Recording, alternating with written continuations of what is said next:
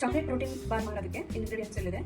ಇದನ್ನು ನಾನು ಅರ್ಧ ಕಪ್ ಬಾದಾಮ್ ತಗೊಂಡಿದ್ದೀನಿ, ಅರ್ಧ ಕಪ್ ಹೇಸಲ್ನಟ್ ತಗೊಂಡಿದ್ದೀನಿ, ಅರ್ಧ ಕಪ್ ವಾಲ್ನಟ್ ತಗೊಂಡಿದ್ದೀನಿ. ಇನ್ನು ಮಿಕ್ಕಿದ್ದೆಲ್ಲ 1/4 ಕಪ್ ತಗೊಂಡಿದ್ದೀನಿ, 1/4 ಕಪ್ ಕ್ಯಾಶ್ಯೂ ನಟ್ಸ್. ಮತ್ತೆ ಇದು ಮಿಕ್ಸ್ಡ್ ಸೀಡ್ಸ್ ಇದೆ. ಇಲ್ಲಿ ಸನ್ಫ್ಲವರ್ ಸೀಡ್ಸ್ ಇದೆ, ಮೆಲನ್ ಸೀಡ್ಸ್ ಇದೆ, ಹಾಗೆ ಪಂಕಿನ್ ಸೀಡ್ಸ್ ಇದೆ. ಸ್ವಲ್ಪ ರೈಸನ್ಸ್ ತಗೊಂಡಿದ್ದೀನಿ. ಇಲ್ಲಿ 1 scoop protein powder, plant based protein. ನಾನು ಕಾಸ್ಮಿಕ್ಸ್ ಅವ್ರದ್ದು ಪ್ರೋಟೀನ್ ಪೌಡರ್ ಯೂಸ್ ಮಾಡ್ತಿದ್ದೀನಿ. Completely optional. ನಿಮಗೆ ಯಾವ ಪ್ರೋಟೀನ್ ಪೌಡರ್ ಬೇಕೋ ಅದನ್ನು ಯೂಸ್ ಮಾಡ್ಕೋಬಹುದು, ಇಲ್ಲಾಂದ್ರೆ ಸ್ಕಿಪ್ ಮಾಡ್ಬೋದು. ಹಾಗೆ ಕಾಫಿ ಸೀಡ್ಸ್ ತಗೊಂಡಿದ್ದೀನಿ. ಮತ್ತೆ ಡೇಟ್ಸ್ನ ಹಾಟ್ ವಾಟರಲ್ಲಿ ಸ್ವಲ್ಪ 1/2 ಅವರ್ ಸೋಪ್ ಮಾಡಿಟ್ಕೊಂಡಿದ್ದೀನಿ. ಇವಾಗ ನಾವು ತಗೊಂಡಿರೋ ಎಲ್ಲ ನಟ್ಸ್ನು ಒಂದೊಂದಾಗಿ ಸೆಪರೇಟ್ ಆಗಿ ಡ್ರೈ ರೋಸ್ಟ್ ಮಾಡ್ಕೊಳ್ಳೋಣ.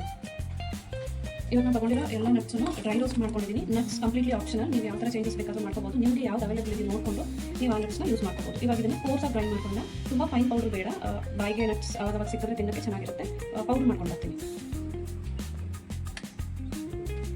ಇವಾಗ ಖರ್ಜೂರನ ನೀರಿನ ಜೊತೆಗೇ ನೀಟಾಗಿ ಪೇಸ್ಟ್ ಮಾಡ್ಕೊಂಡಿದ್ದೀನಿ.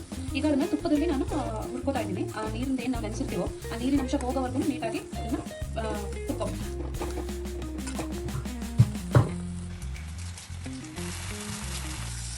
ಇದು ಆಗ್ತಾ ಇದೆ, ಫೈನಲ್ ಸ್ಟೇಜ್ ಇದೆ ನೋಡಿ. ತಡ ಬಿಟ್ಕೊತಾ ಇದೆ, ಮತ್ತೆ ಎಲ್ಲ ಒಂದೇ ಕಡೆ ಸೇರ್ತಾ ಇದೆ. ಆಲ್ಮೋಸ್ಟ್ ಇದು ನಮ್ದು ಏನು ನೀರಿನ ಅಂಶ ಇದೆಯೋ ಎಲ್ಲ ಇವಾಗ ಕಮ್ಮಿ ಆಗಿದೆ. ಈ ಸ್ಟೇಜಲ್ಲಿ ಆಫ್ ಮಾಡಿಕೊಂಡು ಒಂದು 10-15 ಮಿನಿಟ್ಸ್ ಹಾಗೆ ರೆಸ್ಟ್ ಮಾಡೋದು ಬೇಡ. ಇಲ್ಲಿ 85% ಡಾರ್ಕ್ ಚಾಕ್ಲೇಟ್ ಡಬಲ್ ಬಾಯ್ಲ್ ಮೆಥಡಲ್ಲಿ ಮೆಲ್ಟ್ ಮಾಡ್ಕೊತಾ ಇದ್ದೀನಿ. ನಾನಿಲ್ಲಿ ಸ್ವೀಟ್ ಅವಾಯ್ಡ್ ಮಾಡೋಣ ಅಂತ ಹೇಳಿ 85% ಡಾರ್ಕ್ ಚಾಕ್ಲೇಟ್ ಯೂಸ್ ಮಾಡ್ತಾ ಇದ್ದೀನಿ. ನಿಮಗೆ ಯಾವ ಚಾಕ್ಲೇಟ್ ಓಕೆನೋ ನೀವು ಆ ಚಾಕ್ಲೇಟ್ ಯೂಸ್ ಮಾಡ್ಬೋದು. ಇದು ಮೆಲ್ಟ್ ಮಾಡ್ಕೊಂಡಾದ್ಮೇಲೆ ಇದನ್ನು ಹೇಗೆ ಯೂಸ್ ಮಾಡೋದು ಅಂತ ಹೇಳ್ತೀನಿ. ನಾವು ಗ್ರೈಂಡ್ ಮಾಡ್ಕೊಂಡಿರೋ ನಟ್ ಪೌಡರ್ಗೆ ಇವಾಗ protein scoop 1 scoop protein powder ಹಾಕಿದ್ದೀನಿ. ಹಾಗೆ ಪಾಪಿ ಸೀಡ್ಸ್ ಏನು ಬ್ಯಾಲೆನ್ಸ್ ಇತ್ತು ಅದನ್ನು ಹಾಕಿದ್ದೀನಿ.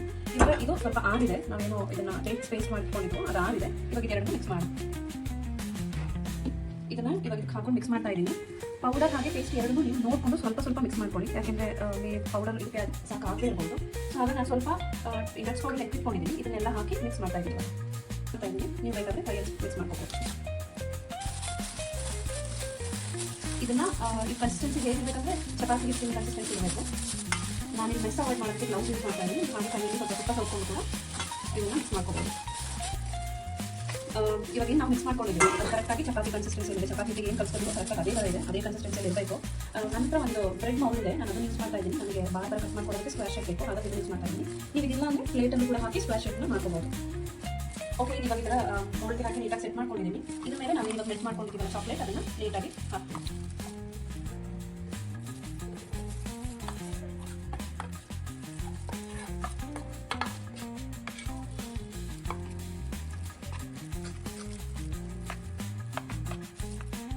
ಓಕೆ, ಇವಾಗ ವೈಟ್ ಚಾಕ್ಲೇಟ್ ಎಲ್ಲ ಹಾಕಿದಾಗಿದೆ, ನೀಟಾಗಿ ರೆಡಿ ಆಗಿದೆ. ಮೇಲೆ ನಾನು ಸುಮ್ಮನೆ ಗಾರ್ನಿಷಿಂಗ್ಗೆ ವೈಟ್ ಚಾಕ್ಲೇಟ್ನ ಹಾಗೆ ಹಾಕಿದ್ದೀನಿ. ನಿಮಗೆ ಇದನ್ನು ಬೇಡ ಸ್ಕಿಪ್ ಮಾಡ್ಕೋಬೋದು.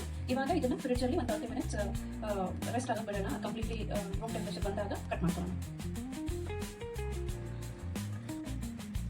ನಮ್ಮ ಹೈ ಪ್ರೋಟೀನ್ ಚಾಕ್ಲೇಟ್ ಬಾರ್ ರೆಡಿಯಾಗಿದೆ. ಇದು ನೀವು ಹೊರಗಡೆ ಒಂದು 10 ಡೇಸ್ ಅದರ ಇಟ್ಕೋಬೋದು. ಫ್ರೀಸರಲ್ಲಿ ಒಂದು ಮಂತ್ವರೆಗೂ ಇಟ್ಕೊಂಡು ಸ್ಟೋರ್ ಮಾಡಿಕೊಂಡು ದಿನ 1 ಬಾರ್ ತಿನ್ಬೋದು. ಈ ಸ್ವೀಟ್ ಕ್ರೇವಿಂಗ್ಸ್ಗೂ ಚೆನ್ನಾಗಿರುತ್ತೆ, ಹೆಲ್ದಿ ಆಗೋಗುತ್ತೆ.